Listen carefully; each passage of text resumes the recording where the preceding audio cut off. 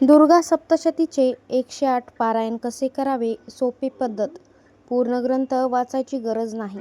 नमस्कार मैत्रिणींनो, तुम्हालाही दुर्गा सप्तशतीचे 108 पारायण करायचे आहेत का? पण वेळ नाही, पूर्ण ग्रंथ वाचणं कठीण वाटतं. तर आजचा व्हिडिओ तुमच्यासाठीच आहे. कारण आज आपण जाणून घेणार आहोत पूर्ण ग्रंथ न वाचता योग्य आणि सोपी पद्धतीने 108 वेळा पारायण कसे करायचे. पारायण म्हणजे काय? पारायण म्हणजे एखाद्या पवित्र ग्रंथाचं श्रद्धेने, नियमाने आणि पुन्हा पुन्हा वाचन करणे. 108 पारायण म्हणजे 108 वेळा देवीचं स्मरण आणि स्तुती करणे. यामुळे मन शांत होतं, नकारात्मकता दूर होते आणि देवीची कृपा सुद्धा आपल्याला मिळते.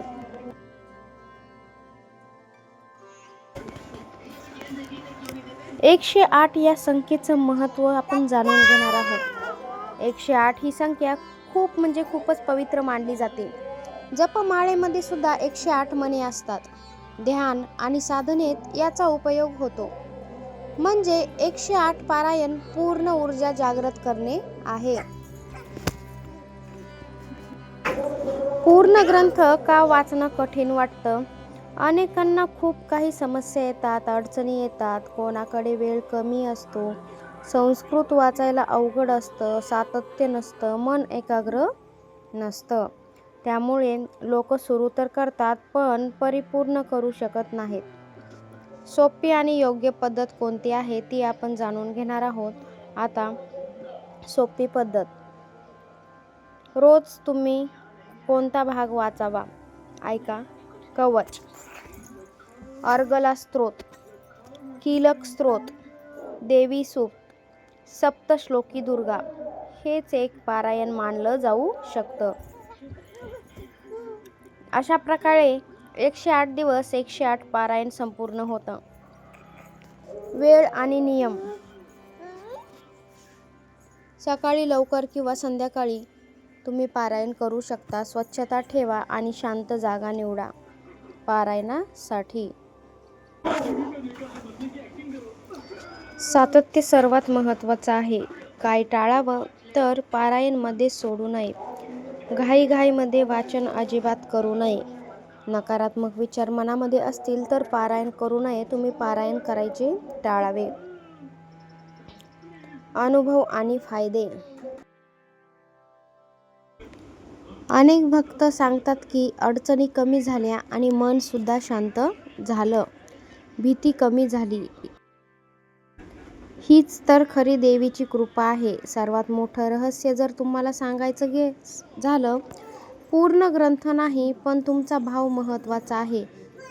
पूर्ण ग्रंथ वाचायचा शक्य नसेल तर मनामध्ये भाव ठेवा, श्रद्धा ठेवा, देवीवर विश्वास ठेवा. श्रद्धा, सातत्य म्हणजेच यश. मैत्रिणींनो, आजपासूनच सुरू करा.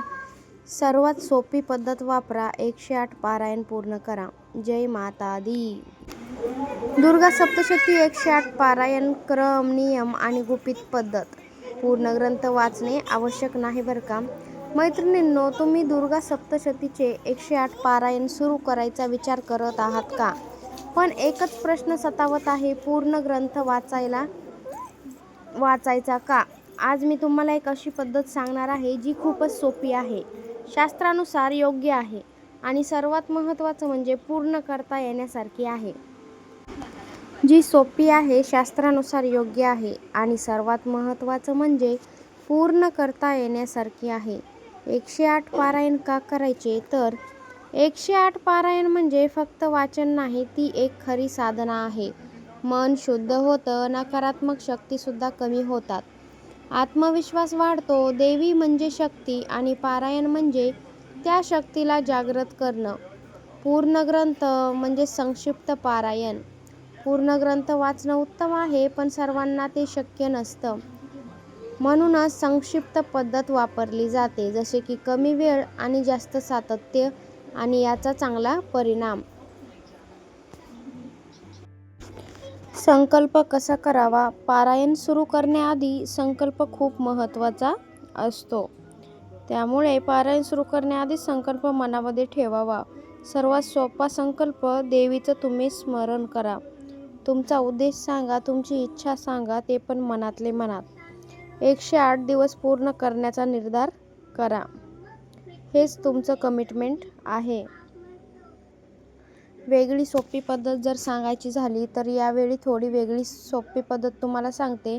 ऑप्शन तुमच्याकडे भरपूर आहेत. रोज फक्त तुम्ही सप्तश्लोकी दुर्गा, अर्गला स्तोत्र, 108 वेळा दुर्गा मंत्र जाप, यालाच एक पारायण मानलं जाऊ शकतं. तुम्ही हेच वाचा, ह्याचं वाचन करा.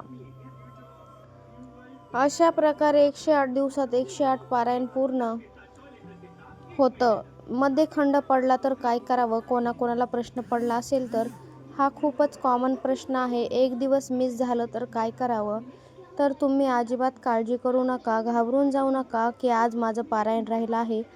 त्या दिवशीच्या ऐवजी पुढच्या दिवशी तुम्ही कंटिन्यू करू शकता, पण सवय अजिबात तोडू नका.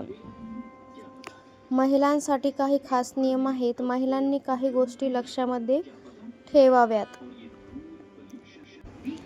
महिलांनी त्या दिवसात विश्रांती घ्या, नंतर पुन्हा सुरू करा. भावना आणि श्रद्धा महत्त्वाची आहे. कोणत्या दिवशी सुरू करावं? तर शुभ दिवस निवडा, जसे की शुक्रवार, नवरात्र, पौर्णिमा. पण सत्य काय आहे? कोणताही दिवस शुभ असतो जर भावना शुद्ध मनामध्ये असेल तर.